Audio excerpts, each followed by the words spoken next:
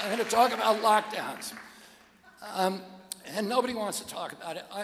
But we need to understand, I grew up at a time, most of my life was at a time that economists call the Great Prosperity. It's when the American middle class between 1945 and 75 grew to be the biggest economic engine on the face of the globe. I mean, we were the economy in the globe. We made everything, and everybody looked to us, not only for goods, but for moral leadership, and we became the most powerful country in the world, unrivaled.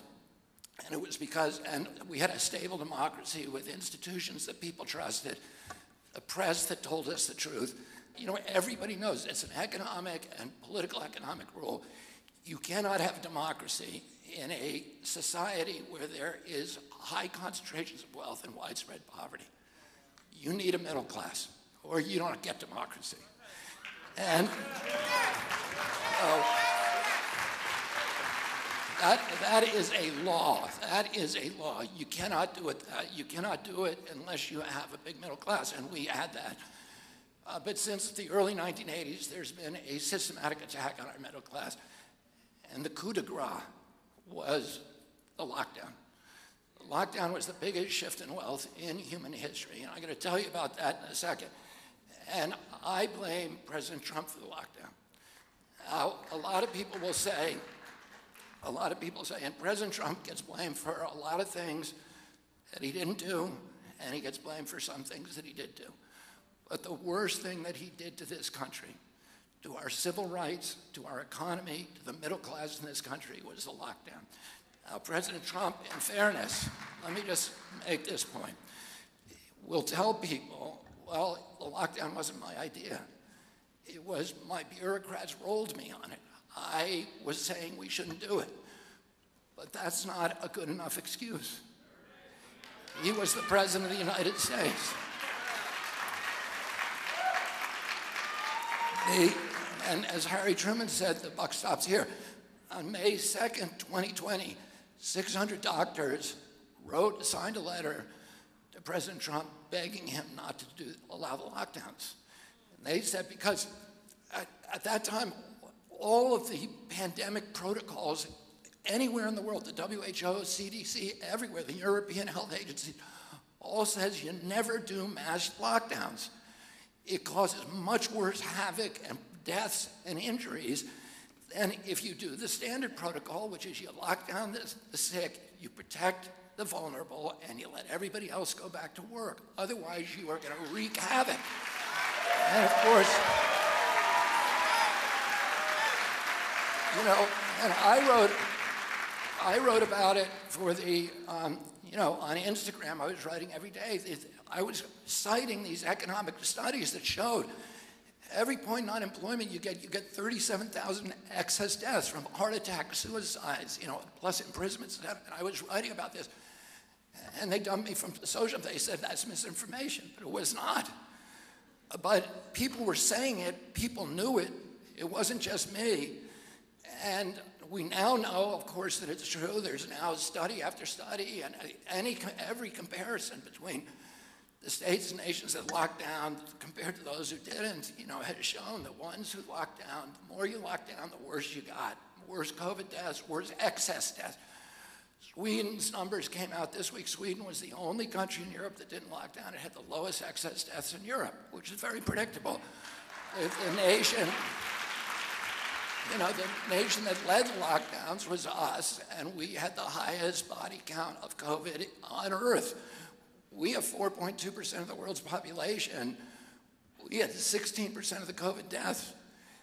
At some point, even the media is going to have to say, stop saying this was a success story.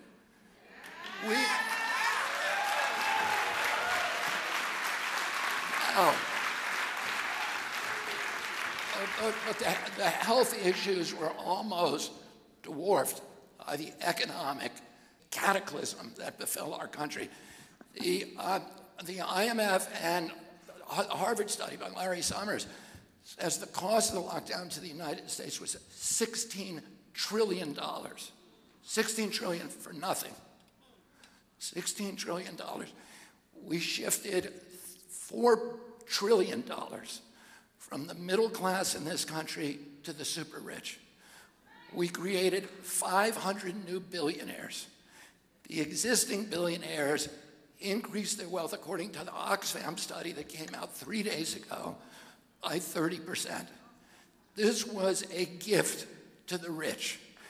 And guess what?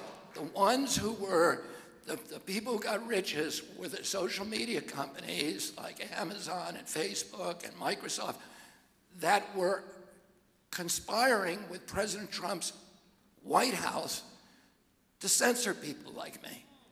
So the very people who were profiting on those lockdowns were the ones who were strip mining the wealth from the middle class in this country. Amazon got to close down all of its competitors.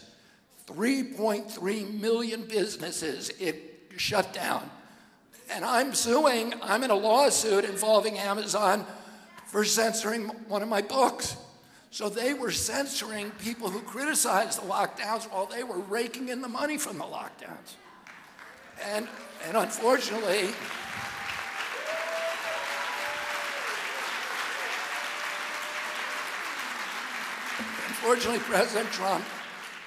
President Trump's White House was colluding with them. 41% of black businesses shut down, most of them permanently. I want to introduce you to somebody. This is Anthony Caldwell. Can you stand, Anthony? And Yvette, and just wave to people.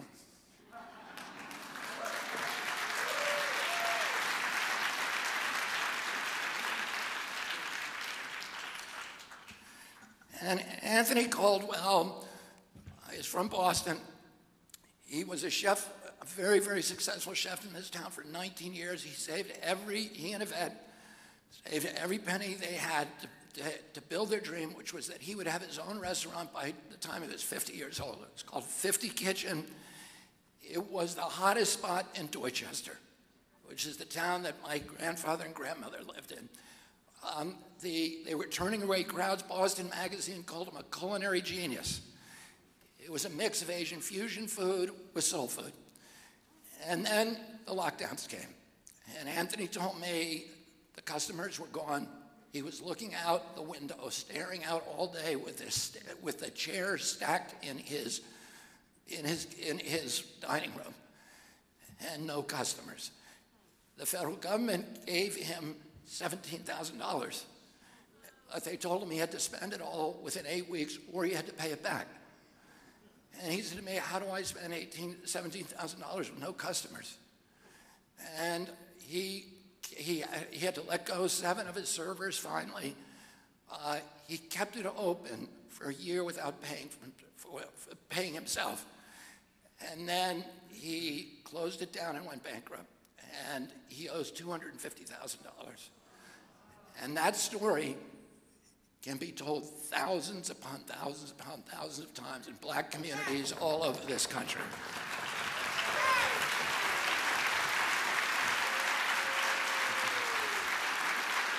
These lockdowns were a war on the poor, and they were a war on American children. According to the Brown University study, children in this country, toddlers, lost 22 IQ points.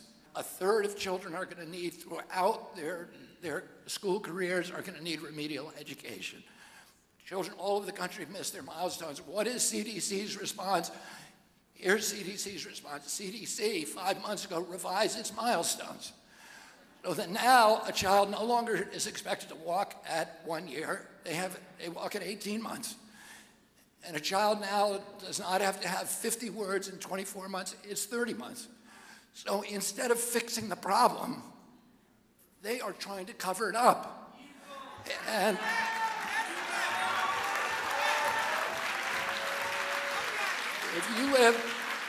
the only indicia of social decline that actually improved was that during the pandemic, child abuse dropped. It was just an artifact of data gathering. Why? Because child abuse is reported by the schools. And the schools were closed. And the kids were locked at home with their abusers. 55% of teenagers report being abused during the lockdowns. 13% physically abused. It was also the schools were the places where people had hot lunches, where kids stayed at home, watching screens or not, eating potato chips.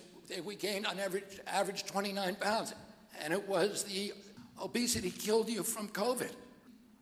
Public health authorities went to every black neighborhood, locked down the basketball courts, so people couldn't exercise. They had to get out of the sunlight. If they couldn't lock down the courts, they removed the basketball hoops. All of us suffered from it, all the communities, but the black communities, the minority communities suffered the worst. 25% of teenagers reported going hungry. 20% had suicidal ideation. 9% tried to commit suicide. Suicide is now the largest cause of death among black children. Oh, these are just some of the horrifying data, and I could go on and on, but I'm not going to. I want to talk about another issue, which is the close down of our rights. Not only did we start censoring people at the very, very beginning, and you know, Hamilton, Madison, Adams said we put freedom of expression in the First Amendment because all the other all the other rights depend on that. If you give a government license to silence its critics, it now has license for any atrocity. So as soon as they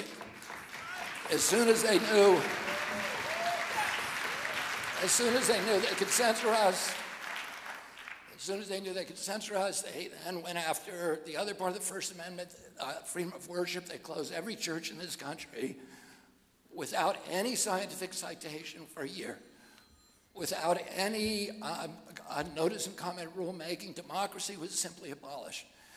They then went after freedom of assembly. They told us we had to social distance. They went after our property rights, the Fifth Amendment. They closed 3.3 million businesses with no due process, no just compensation. They got rid of Seventh Amendment jury trials. They said if you're involved with a countermeasure, no matter how egregious the injury you caused, no matter how negligent you were, no matter how reckless, you cannot be sued. And here's what the Seventh Amendment says. It says, no American shall be deprived the right of a trial before a jury of his peers in case there are controversies exceeding $25. Well, it does. There's no pandemic exception. And by the way, the framers knew all about pandemics, because there were two epidemics during the Revolutionary War. One, there was an epidemic, a malaria epidemic in Virginia that decimated General Washington's troops. There was a smallpox epidemic that disabled the armies of New England at the very moment they conquered Quebec, and they had to withdraw. Otherwise, today, Canada would be part of the United States. But between the end of the Revolution and the ratification of the Constitution, the 9 years, there were epidemics in every city that killed tens of thousands of people. Cholera epidemics, smallpox epidemics in Philadelphia, New York, Boston, et cetera, malaria epidemics. They knew all about them, but they didn't put that in the Constitution. The Constitution was built for hard times.